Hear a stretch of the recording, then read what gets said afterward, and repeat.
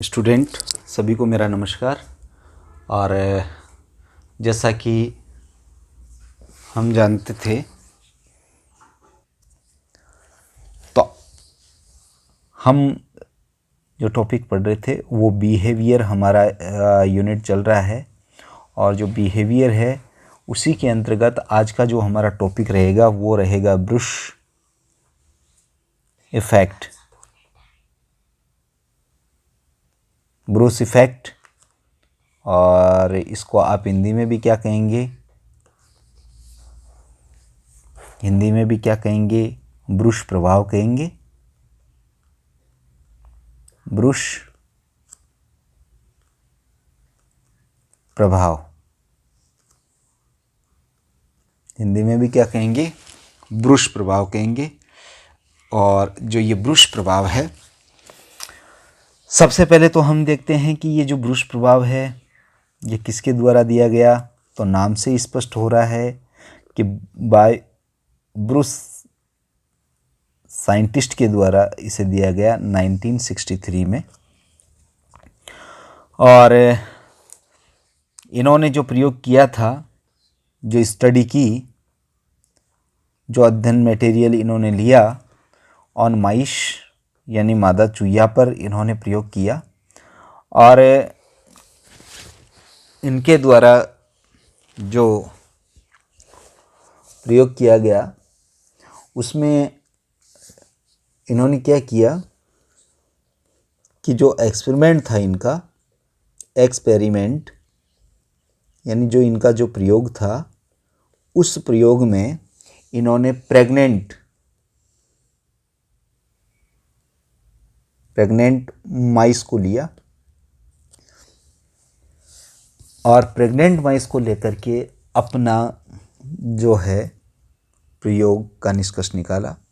इन्होंने बताया कि जब किसी प्रेग्नेंट माइस के मैथुन कराई गई ही मादा चूहिया के साथ यदि किसी आगंतुक नर को यानी अननोन नर को साथ में रख दिया जाता है तो मादा जो है वो गर्भ गिरा देती है या उसका गर्भ निरोध हो जाता है। ये प्रभाव नर द्वारा स्रावित फिरोमोन्स के द्वारा होता है। तो इस प्रभाव को आप इस तरह से समझिए। देखिए, मैं यहाँ प्रयास करता हूँ इसको कि एक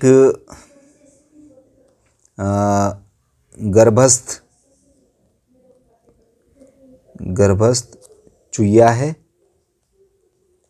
प्रेग्नेंट वुमेन है। इस वुमेन के साथ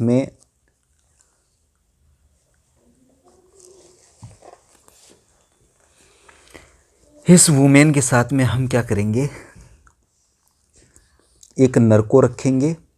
यहाँ पर एक नया नर है, आगंतुक नर। किसको रखेंगे? आगंतुक नर को इसके साथ में रखेंगे, और इसके साथ में रखने से जो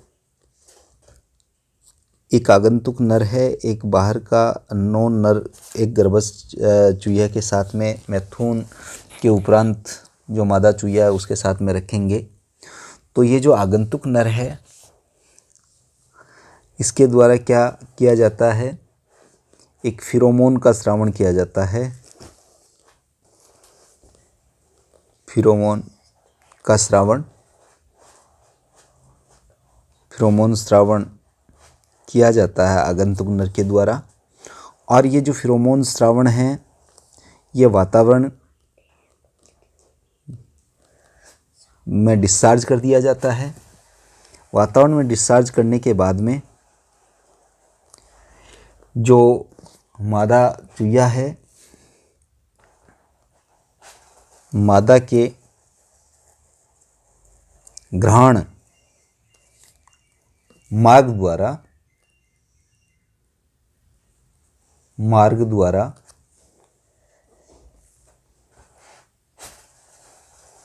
अधिग्रहण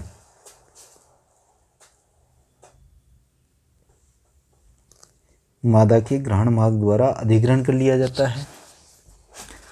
ऐसा करने से क्या है कि जो मादा प्राणी है उसकी जो हाइपोथैलेमस है, सुपर मास्टर ग्लैंड, हाइपोथैलेमस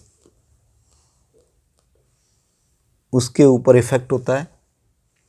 और हाइपोथैलेमस में जो एक रिलीजिंग हार्मोन होता है, ग्रोथ हार्मोन, रिलीजिंग हार्मोन जो फैक्टर है, का अवरोधन स्टार्ट हो जाता है। और जब इसका अवरोधन होगा तो आप जानते हैं हाइपोथैलेमस पीयूष ग्रंथि को कंट्रोल करने का काम करती है। तो पीयूष ग्रंथि को ये सिग्नल भेजेगी और पीयूष ग्रंथि को जैसे ही सिग्नल जाएगा तो पीयूष ग्रंथि के जो एंटीरियर लोब के द्वारा GRH, ग्रोथ रेगुलेटरी हार्मोन, जो ग्रोथ रिलीजिंग हार्मोन है, उसका निरोध हो जाएगा। निरोध का मतलब अभाव हो जाएगा, यानी उसका सिक्रीशन रुक जाएगा। और जब GRH का सिक्रीशन रुक जाएगा तो जो ओवेरी है उसके ऊपर इसका इफ़ेक्ट होगा। और ओवेरी पे इफ़ेक्ट होगा तो ओवेरी के अंदर ओवेरियन हॉर्मोन्स के निर्माण पर निरोधन प्रभाव उत्पन्न हो जाएगा। और इसका प्रभाव होने से, यानी प्रोजेस्टेरोन और एस्ट्रोजन हार्मोन का निर्माण अवरुद्ध हो जाएगा। तो हम कहें कि प्रोजेस्टेरोन हार्मोन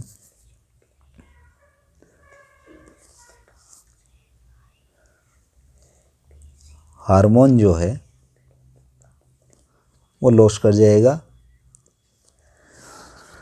और उसके लॉस होने से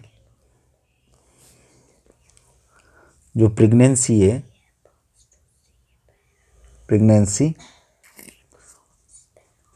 उसका इनहिबिशन हो जाएगा। तो ये सारा का सारा प्रभाव कहलाएगा आपका ब्रूस प्रभाव।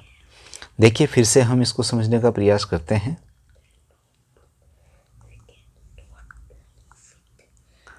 जो ये प्रेगनेंसी इनहिबिशन है, इसको हम वापस से इसको जोड़ देते हैं मादा चूहिया से।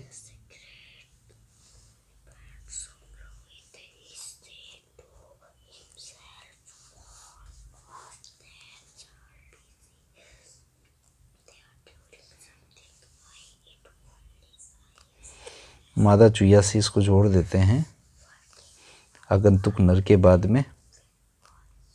यह हमारा एक चक्र बन गया और इसी चक्र को हम क्या कहेंगे? इसी चक्र को हम कहेंगे ब्रूस प्रभाव। देखिए हमने देखा ब्रूस इफेक्ट में बिहेवियर का ये एक पार्ट है, ब्रूस इफेक्ट।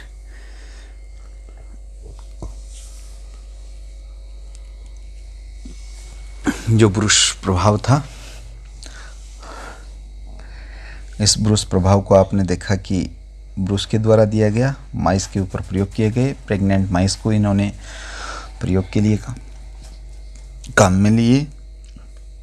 इसमें क्या किया, इन्होंने एक गर्भस्थ चूहिया को लिया। इस चूहिया के साथ में एक आगंतुक नर को रखा। आगंतुक नर ने क्या है, फिरोमोन्स का श्रावण किया और वो फिरोमोन्स उसके यूरिन के थ्रू कहाँ आ गया? वातावरण में आ गया। वातावरण में आने पर जिस मादा के साथ इसको रखा गया था उस मादा की ग्रहण मार्ग के द्वारा ये उसके शरीर में चला गया। जाते ही उसकी जो हाइपोथैलेमस पार्ट है, supreme commander of endocrine gland, उसको इसने क्या इफ़ेक्ट किया और उससे निकलने वाला जो ग्रोथ हार्मोन, रिलीजिंग हार्मोन है, उसका अवरोधन हो जाता है। ये अवरोधन होने से मादा के शरीर में मौजूद मास्टर ग्लैंड जो पीयूष ग्लैंड है, उसका एंटीरियर लोब जो अग्रपाली है, उससे निकलने वाला ग्रोथ रिलीजिंग हार्मोन है, जो वृद्धि हार्मोन है, उसका निरोधन हो जाएगा। और इसका निरोधन होने से मादा की जो ओवेरी है, यानी अंडाशय है, जो अंडाशय है, उस अंडाशय के ऊपर विपरीत प्रभाव पड़ेगा। और अंडाशय से जो निकलने वाले अंडाशयी हार्मोन है, अंडाशय से निकलने वाले अंडाशयी हार्मोन है, उनके निर्माण का अवरोधन हो जाएगा। और अंडाशयी हार्मोन में एस्ट्रोजन प्रोजेस्टेरॉन प्रमुख रूप से हैं, और इसमें जो प्रेगनेंसी को बनाए रखने वाला हार्मोन है मुख्य रूप से वो प्रोजेस्टेरॉन हम मानते हैं। तो ये जो प्रोजेस्टेरॉन हार्मोन है वो लॉस कर जाएगा, यानी उसका निर्माण नहीं होगा, क्योंकि पीयूष ग्रंथि से जो ट्रिगर मिलना चाहिए था ओवेरी को ओवेरियन हार्मोन रिलीज करने के लिए और सिंथेसिस करने के लिए, वो अवरुद्ध हो जाएगा। अवरुद्ध होने की वजह से जो प्रेगनेंसी है, जो उसका गर्भकाल है, वो अवरुद्ध हो जाएगा, और जो मादा चूहिया मैथुन के बाद में एक नव आगंतुक के साथ में रखी गई थी, वो प्रेग्नेंट जो माइस थी उसका गर्भ गिर जाएगा। और इस गर्भ के गिरने की घटना को सबसे पहले बताया था ब्रुश साहब ने, इसलिए हम उनके नाम के सम्मान में इस प्रभाव को कहते हैं ब्रुश प्रभाव। तो ब्रुश इफ़ेक्ट का मतलब ये हम सीधे अर्थों में एक एक लाइन में अगर देना चाहें, तीनों प्रकार के प्रभावों में कई बार अंतर पूछा जाता है कि ब्रुश प्रभाव तो क्या है। तो गर्भस्थ जो चूहिया होती है उसका गर्भ गिर जाना किसी नव आगंतुक मेल के साथ रहने से, ये तो होता है ब्रुश इफ़ेक्ट। इससे पिछले वाला ये जो इफ़ेक्ट आपने विटन इफ़ेक्ट पढ़ा था, और विटन इफ़ेक्ट में आपने ये देखा था कि अगर बहुत सारी चूहियाओं का ग्रुप हो और उसमें एक नर रख दिया जाए, तो उन सब के अंदर जो रिप्रोडक्टिव साइकिल है, जो एस्ट्रस साइकिल है, जो मध्यकाल है, वो शीघ्रता से आ जाता है। और एक आपने लीबूट इफ़ेक्ट पढ़ा था, और लीबूट इफ़ेक्ट में ये पढ़ा था कि जैसे जो बहुत सारी मादा चूहियाओं को एक साथ रख दिया जाए, तो उनका जो एस्ट्रस साइकिल है, जो मध्य चक्र है, उसमें गड़बड़ हो जाती है, यानी वो बदल जाता है, उसकी टाइमिंग चेंज हो जाती है, सबकी अलग अलग हो जाती है। यानी हम ये कहें कि ऐसा क्यों होता है कि मादा चूहिया जिसके एस्ट्रस साइकिल आएगा उसमें जो फिरोमोन्स होगा वो दूसरी जो चूहिया हैं उनके साथ में रहेगी, तो उनके एस्ट्रस साइकिल या रिप्रोडक्टिव साइकिल पे इफ़ेक्ट डालेगी। तो तीनों प्रकार के जो इफ़ेक्ट हैं वो आपने पढ़े, तीनों का अंतर पूछा जा सकता है, तीनों के बारे में पूछा जा सकता है, किसने डिस्कवर किया था, किसने इस पे एक्सपेरिमेंट किया था, और किसने स्टडी किस पर की थी। तो ये तीनों प्रकार के जो इफ़ेक्ट हैं कंपैरेटिवली आपको स्टडी करने हैं। इस तरह से हमारी बिहेवियर वाली जो ये यूनिट है लगभग कंप्लीट होती है। आप इस यूनिट में और कुछ अगर जोड़ना चाहते हो या कोई आपकी क्वेरी हो तो उसे कमेंट बॉक्स में रख सकते हैं। यथासमय यथा स्थिति अनुसार उस क्वेरी का समाधान करने का प्रयास किया जाएगा आपके।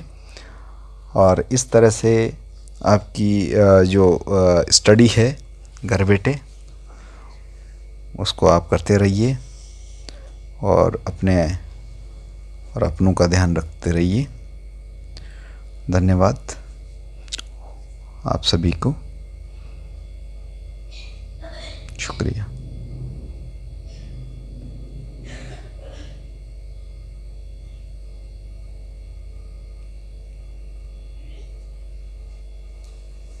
मन कर दिया।